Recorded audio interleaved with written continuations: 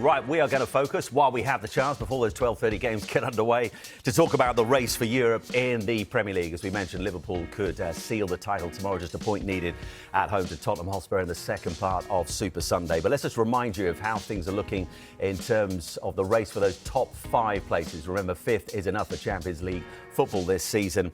And as you can see, Arsenal sitting 6 points clear of Man City. Man City on 61 points. They're 4 points clear of Chelsea, but Chelsea go first. Man City, of course, in FA Cup action in the semi-finals this weekend. Then Nottingham Forest on 60 points. They're 3 points clear of Chelsea at the moment.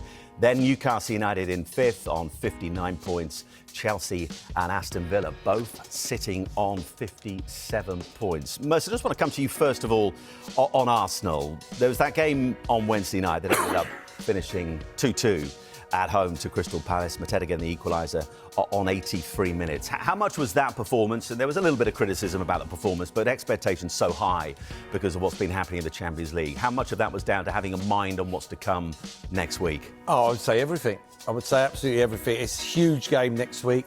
Huge game. Arsenal haven't won the Champions League before. They can't win the Premier League. Are you going? No, I'm not going. No, I can't get tickets. Really? No, I can't. Wow. No. Someone says speak to But Carly. I'm one of them side. If I can't get, I don't go to the games. So it's Fair not enough. right that I should be at the game when Arsenal fans who go week in, week out can't get a ticket. Good point. Well So made. I would never do. I would never do that. So I'd never do that. Love it. This week, though. What was that, Boyd? All studying at Leeds. Right. So, but anyway, no. Yeah, half a mind on what's to come. Yeah, 100%. I didn't blame them the other day. I thought, Palace was a hard game as well. Palace had to get themselves back after a couple of bad results and then the Bournemouth game as well. So, yeah, I didn't see anything wrong with it. It all comes down to Tuesday night and the following Wednesday. That is their season in a nutshell. They're going to get in the top 5. They're going to get in the Champions League. That is a shoo-in, in my opinion.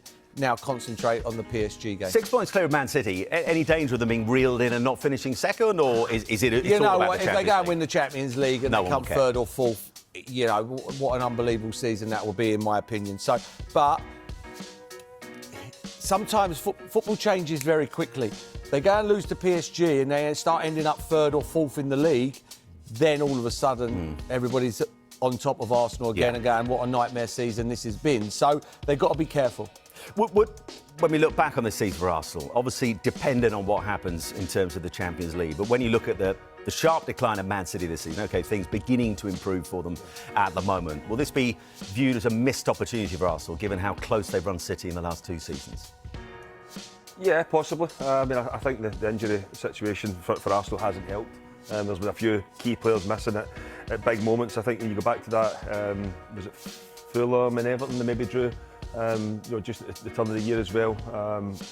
I was always in the mindset Arsenal, because of the way they play, they didn't really need that number 9 as such, that out-and-out goal scorer. I've sat on here and said it as well, the amount of goals that they scored, I didn't feel as if they needed it, but looking at it now, that has been the Achilles heel, this problem. We've all played with strikers who, when the game's, maybe it's so tight, they will make a difference. They'll score something out of nothing. That's what gets you 3 points and even picks you up a point in the road somewhere. But for Arsenal, it could be an unbelievable season. You go back through the great Arsenal teams and you speak about doubles, you speak about go through the whole season unbeaten. I think this would top the lot if they win the Champions League. I really do, because it is. The Premier League, they've done that in the past, but for Arsenal to win the Champions League would be unbelievable. And there's no getting away from it. They've got a chance. They have got a chance. I fancy them against PSG. You go back that first game for PSG against Liverpool. Everybody thought they were excellent, and they were. But Villa caused them so many problems. And I think if Mikel Arteta and Arsenal can adopt that similar style, they can cause them problems, because they've got better players than Aston Villa. And I can see Arsenal going through this tie. The other semi-final is anyone's as well. It's going to be difficult for them, but I'll say it again, if Arsenal have to win the Champions League, it could be the best season ever. And Sue, people rightly talk about the injuries this season. From the league's perspective, they talk about the ongoing debate about a striker. It'll be fascinating to see what happens this summer in terms of who they make a move for. But that draw against Crystal Palace, 9th time this season that they have drawn a match from a winning position. If they've converted 5 of those, they find themselves 2 points behind Liverpool. That's also part of the story about why they've fallen short in the Premier League, is it not?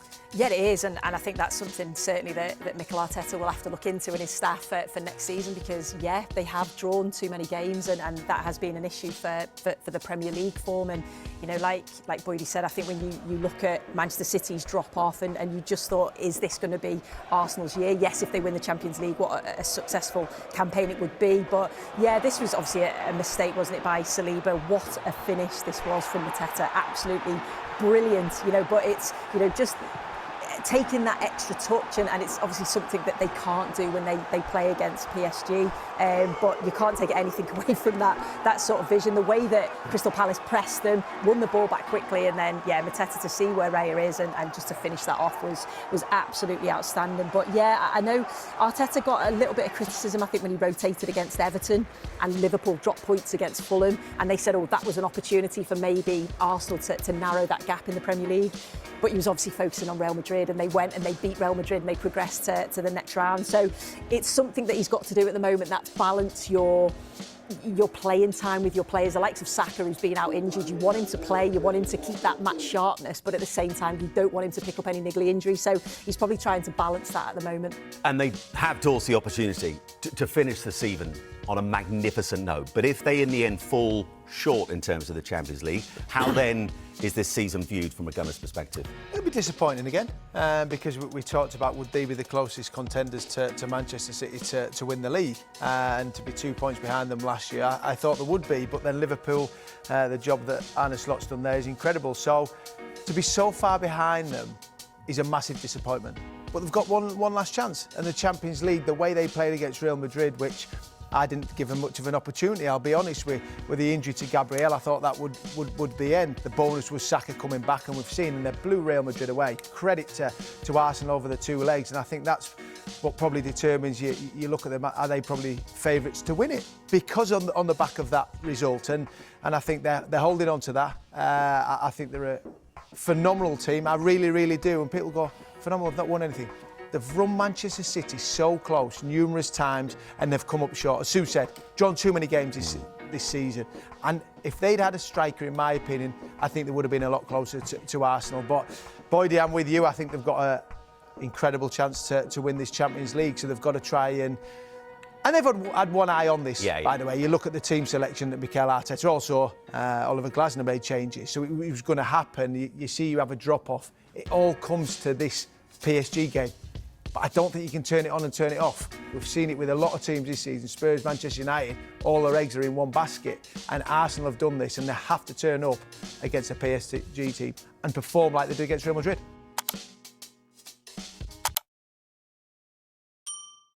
Well, it had been applied before today, but it was finally done for Ipswich Town, losing against Newcastle United by 3-0. So they are confirmed, along with Southampton and Leicester, to be returning to the Championship next season. Merce, we'll talk about Newcastle United in just a moment in terms of what that means for their Champions League hopes next season. Puts them in a very good position indeed. But for Ipswich Town, listen, of the three sides who came up, probably the start of the season, you're looking at them with the business they did in the summer, thinking of the three, they probably would make the best fist of it. But in the end, only 4 wins all season. Why have they been so far short in the end? It's probably just not good enough. Just not good enough. I think it's as simple as that. I think there's such a gulf between the Championship and the Premier League, such a gulf. And the last 2 games, having players sent off and going down to 10 men. I think there's been games where they've been unlucky, you know, when they were up against Villa. Do you know what I mean? And then all of a sudden Wolves went on that run and got some results. So, yeah, I felt they were always in it from January. I thought they always had a little bit of a chance. And now, come what April, end of April, they've been blown away, really. It looks like it's been it was over a long time ago. But, yeah, I just don't think they're good enough. Don't think they're good enough at all. They tried to play. This is what I don't work out when teams come up. They've got to mix it up. They've got to mix it up. Because of this new Pep Guardiola way, everybody thinks they've got to play it. He plays like that, and Arsenal play like that, and Liverpool play like that because they've got top draw players. If you haven't got top draw players, don't play like that. Don't play like that. Get the ball. I went and watched Real Madrid last week against Atletico Bilbao. Atletico Bilbao, a top team. They're in the semi-final of the Europa. They've got every chance of winning it. Lucky to get past Rangers. Every time the goalie got it from a goal kick, he hit it long. He launched. He launched it. Everyone. He didn't go, you know what, we're at the Bernabeu, let's try and play out here and let us get the ball nicked off us and Real Madrid keep on scoring every 5 minutes. He didn't. They just went bang, hit it long, get it in the other half, and you come and break 10 of us down. And, that was the thing for me. I just find that these managers come in and they get the players playing and they're not good enough. You know, you're talking about... You've got to remember, and it's in no disrespect to a lot of the teams, the worst players on the pitch usually are the centre-halves. They're the less ball players, unless you're a Van Dijk or someone like that. And sorry, Dawes, but you know what? I agree. You know what I mean? Yeah. You know what I mean? You just feel like that? No, I didn't mean it like that. I know I understand what you're saying, Merce. Yeah, you know what I mean. You're a centre-half because you can't play centre-forward. Yeah, and they're touching the ball more times than anybody else. Yeah. And they're all touching it in their own box. And there's just pressure on them. Do you think it's because the managers now, like, if you're seen to play that style of football, you've got more a chance of getting a bigger job? 100%. Well, look at Vincent Kompany. Yeah. He's manager of Bayern Munich. He's just won the league. I mean, he was manager at Burnley last year. They went down. Mm-hmm. I mean, and I think that's the problem. I think they're not more flexible. I think everybody now has swallowed a manual. Yeah. I think they've swallowed a manual, and it's like total soccer. And that's not the way. That's not the way. You've got to keep these teams up. These fans live the dream. Get the ball up the other end. And just play and make teams work to score goals. Make them work. Stop giving goals away. So what's the blueprint then? We'll finish off on Ipswich because it's been an extraordinary story over the last couple of seasons. But in terms of the teams coming up, we already know it's Leeds United, it's Burnley as well. We wait to see who joins them from the playoffs in a few weeks' time. Is it first and foremost about being pragmatic, being hard to beat before you do anything else in the Premier League? Yeah, I think so. I think it's going to be get the ball away from your goal and let teams beat you and score goals. Not like mistake after mistake. I think that's the case. I think you come up and you have it in your head, even like a big club like Leeds are coming up, one of the big clubs, and they're even big in the Premier League. Got to come up and think 17th. That's all you got to think. Don't think, oh, look where Forest are, we can do what Forest done, or we can do what Brentford done, we can do what Leicester done a few years back. No, get 17th. That gives you another 100 million. That gives you another player or 2 or 3 players you can buy a top draw.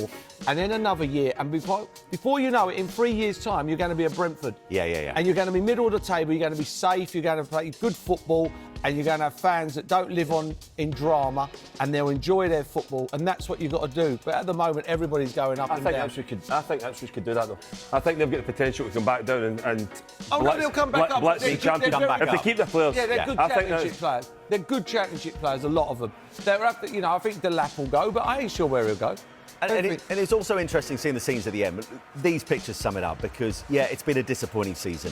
But over the course of the last couple of seasons, it has been an extraordinary story. 2 seasons ago, they're in the 3rd tier. And then last season, the Championship, 98 points, 28 wins, and they come up into the Premier League. Only 5 teams have ever done those back-to-back promotions from League One all the way to the Premier League. It's a story that looks like it'll continue next season. I think it will. I think the players that they bought were sort of like not really just good enough for the Premier League, but too good for the Championship. And I think this is not a team that we come back in August and it's been dismantled. It'll be virtually the same team. So for me, I think they'll be all right next season. I was doing a charity in Ipswich yesterday afternoon, and there was people I was talking to who were going up for the game. That's how loyal they are. That's how loyal. I just got to say one thing. Can I just say hello to Louis Williams, who's a good friend of the family of Jude Bellingham's, a big Arsenal fan. I said I'd give him a shout out. I see him last week at the Bernabeu, and what a family, the Bellinghams. What a family. You're going to start a trend, Merce, by the way. No, and by the way, you've had a busy week because on Thursday night I came to see you at the El Giver in Cheshire. Your chat show. Yeah. Very good, by the way. Really good. Hey? Not him hosting the chat show. Perry Groves leading the questions. Mike, pick that up. Pick that up for me. Mike, pick that up for me. And by the way, he had a very big fan on the front row, but I'm not going to say any more than that. Let's talk about Newcastle United because they put themselves in a great position heading into the final games of the season, up into 3rd. I mean, they had 78% possession today. It's the highest recorded anywhere in the Premier League this season. Restricted Ipswich Town and on a single shot on target and on goal in the second half. In terms of the team scrapping for that top 5 finish, they're in pole position right now? Yeah, for you, Matt? I would say so. I would say so. I think they've done very well. I think they're a very good football team. And if they can put the icing on the cake. I thought they started off slow. I thought it was one of them start off, oh, it's Ipswich are coming to town, we'll beat these. Didn't work out at the start, and then they started, going through the gears, and then you had the sending off, who Mike said it was a sending off straight away, and fair play, it was. And then they scored the penalty, and then after that, they literally dominated the game, I think, Tonali and Bruno, I think Murphy, top players. I think Tonali and Bruno in midfield, and usually with Joe Linton, Willett coming today, who's another good player. They got some good players, some really good players, Newcastle. And if they can keep players fit next season, they can keep Isaac. I think they'll definitely be. Well, he's moved on. He's from the penalty spot. 22 Premier League goals of the season, most he's ever scored in a Premier League season. If they secure Champions League football, the likelihood of him staying surely grows massively, doesn't it? Yeah, I just don't know how the rules work with the fair play and everything. I don't know how you have to manage your books. You know what I mean? If someone comes in for 100 million in this day and age is a lot of money. A lot of money. You can buy a lot with 100 million. So I don't know how it works at Newcastle. They had to sell Anderson last year. What a prospect he is. Probably play for England before the end of next season. So for me, I don't really understand how this fair play rule works, but money talks. I think it's not interesting with Newcastle because you look at Tonali's been linked with a move back home as well. He's a player. Isak's the one where you would say will generate probably the most money. But I don't really. Joe Linton, that would be an excellent player, but who's going to spend 80, 90 million to try and entice him away from Newcastle? I mean, you're on the call of who? That's what I'm saying. Yeah, no. Isak, somebody would pay money for him. I think someone pays money for Bruno as well. Yeah. I'm not saying they're going to go. I mean, the club's phenomenal. Why would you want to go? But I don't know how you balance the book. Another thing is as well, see, if you're giving shout-outs, can I shout out one to the pilots about to fly me in an hour? I'll be there.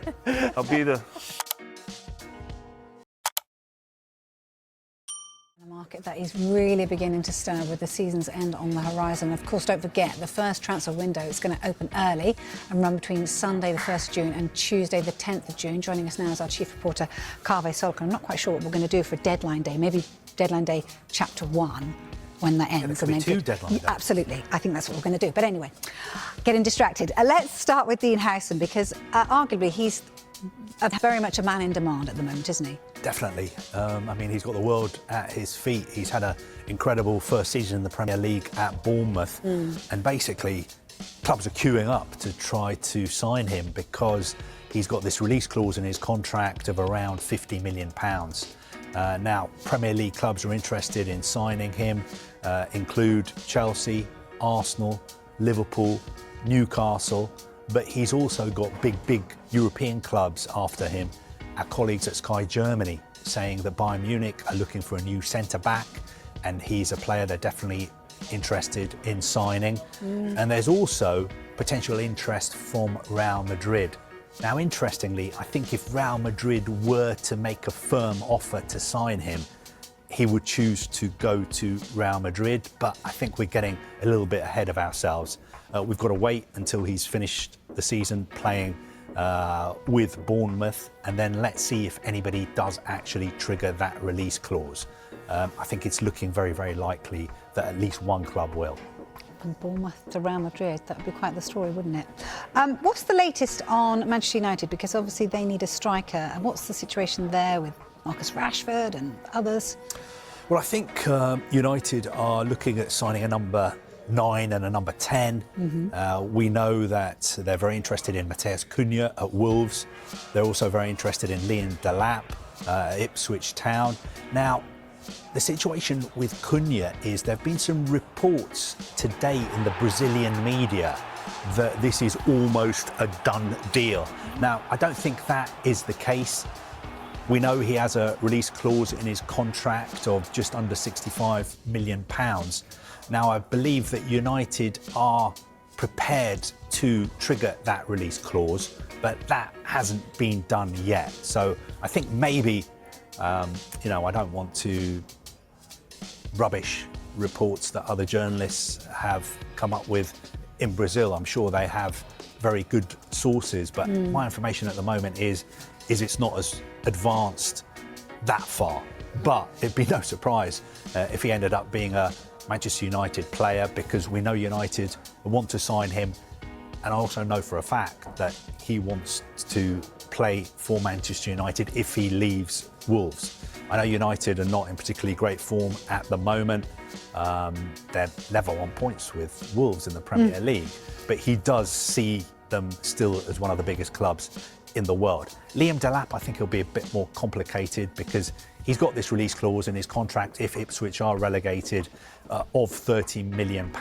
Lots of clubs interested in him as well. For instance, Chelsea seriously considering whether to try and trigger that release clause. He's one of their top targets. United, just in the last hour, I think Luke Edwards in the Daily Telegraph saying that Newcastle United were looking very closely at him as well. So I think in an ideal world, United would want to sign those two players as quickly as possible once the season has ended. But I think it will be a little bit more complicated with Delap than it would be with Cunha. And I mean, I know I mentioned Marcus Rashford, and you might not want to talk about it right now, but I was just saying, because yesterday we were saying that there's possibility that he could still stay at Manchester United, so that would kind of... Well, look, he's got a contract at Yeah. Manchester United. I think the issue with him and Manchester United is his relationship with Ruben Amorim, also the size of his wages. But he's done very well at Aston Villa. I'm sure there'll be lots of interest in him this summer. The most important thing for him at the moment is to finish the season with Aston Villa and try and win the FA Cup and qualify for the Champions League as well. And then he might stay there for Champions League football. All right, what about Kevin De Bruyne? We know he's going from Manchester City. Is there a chance that he's going to stay in the Premier League? Could he play for another Premier League team? I think he definitely could. I mean, the latest we have on him is from our colleague Melissa Reddy, who is reporting that there have been internal discussions at Aston Villa about making a move for Kevin De Bruyne. Now, it would seem to be a no-brainer. Kevin De Bruyne is one of the greatest midfielders we've ever seen in the Premier League. He's available on a free transfer. I know there's interest in him from at least 4 clubs in MLS. Saudi clubs are also interested in signing him. But I think Kevin De Bruyne is somebody who's never been motivated by money. If it was all about money, I'm sure he'd go to Saudi Arabia. But I think he's proved throughout his career that his main motivation, his focus has been on playing at the highest level possible. And I still think he feels that he can play at the very, very top level in European football. So I think Saudi Arabia, MLS, maybe further on down, somewhere in the distance in his career. I would not be surprised at all if he signed for a big club in the Premier League or a big European club, maybe in Italy, Spain, France, Germany, who knows. But it'd have to be a Champions League playing team, wouldn't it? You think? You would think with, you know, as good as he is. I think what was really interesting in the interviews he's given recently was that he felt that if Manchester City hadn't had such a poor season, he feels that he would have got a new contract at City. So he thinks that he's almost paid the price for the fact that Manchester City haven't hit the levels that we're used to them hitting this season. So I think internally he himself feels that he still has a lot to offer. And why not? Champions League, I think he's certainly good enough to still be playing at that level. Job done. That's the most important thing. But maybe just as important is who scored the goal today and Nicholas Jackson getting back in amongst it. Yeah, I mean, I think you have to, we talked before the game, I think you have to quiet the noise, and look, the crowd and the fans are important, but what's going on the pitch? I mean, they're up to 4th place here, and I know it's tight. I do know it's tight for those Champions League places. It's important. You mentioned that, Maresca said it as well, like, Cole Palmer and Nicholas Jackson have to score. They have to be the focal points. It's all on their shoulders. I think Neto and Madueke, as you saw today, were really, really good. That helps.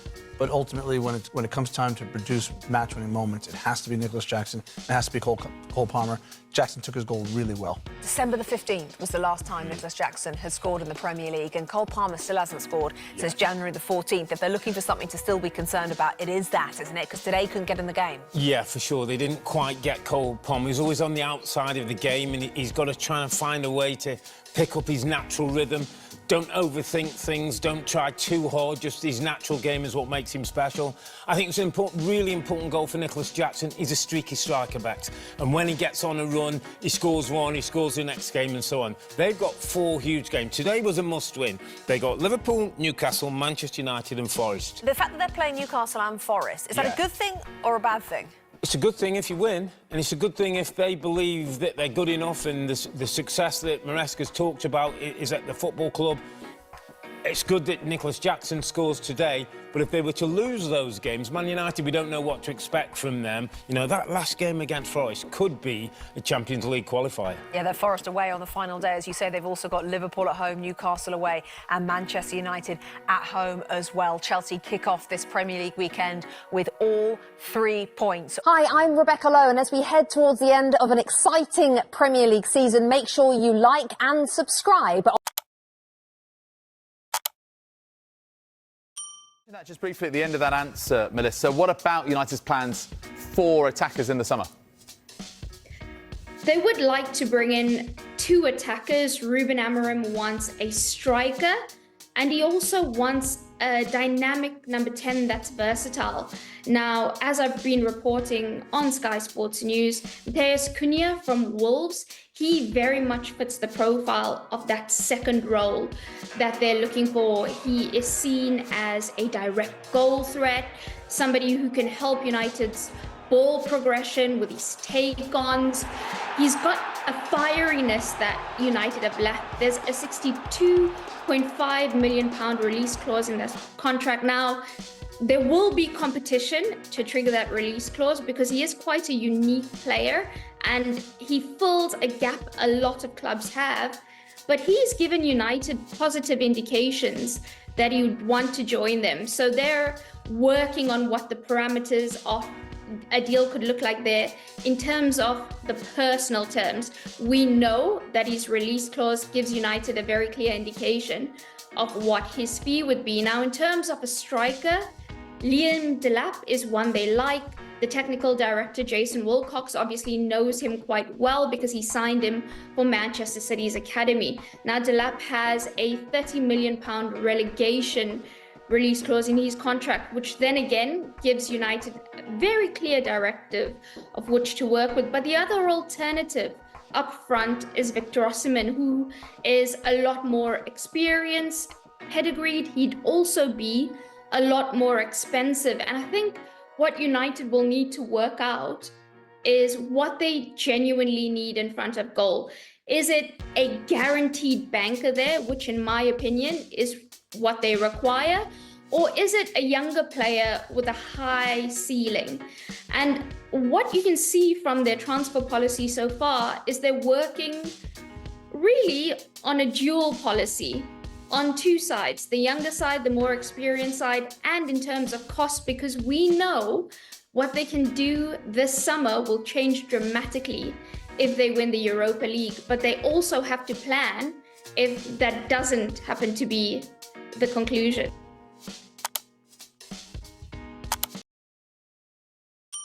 But we start with developments concerning Ruben Amorim's rebuild of Manchester United. Wolves forward Matheus Cunha has given United a strong indication that he is interested in becoming the first player to join them this summer, despite competition to trigger his £62.5 million release fee.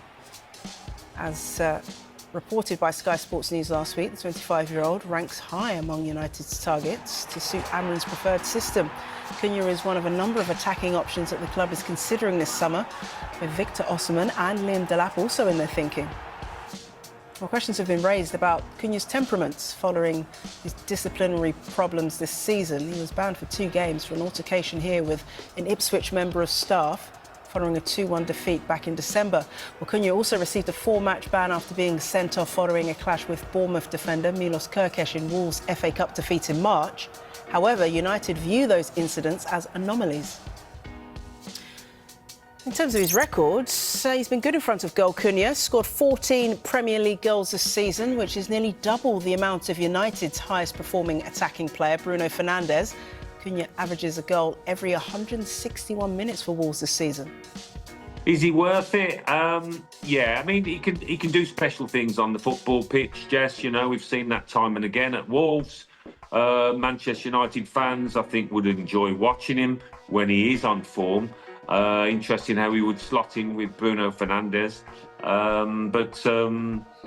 Yeah, I mean, the 60 million, I suppose these days it's not, it's not an exorbitant fee. And I think it was obvious, it was inevitable that he was going to leave Wolves at the end of this campaign, and it was just where he was going to go. And yeah, I think he'd grabbed a chance to join United with both hands, join his compatriot Ruben Amorim, and see where that takes him. He's an exciting player, but as we've seen this season, he's got a short fuse at times. He can let himself down at times. So he's got to try and rein that in. Well, if you're Man United, of course you'd want Matheus Cunha, but the problem if you're Man United is so will some other big clubs, I would suspect. He is a top draw player, and he probably belongs at the very top of the Premier League, whereas with Manchester United, I'm not sure how long it's going to take them to get to the very top of the Premier League. So if the decision is for him to be made, I'm sure he'll choose carefully and choose wisely, but I'm not surprised that Manchester United or any top club around Europe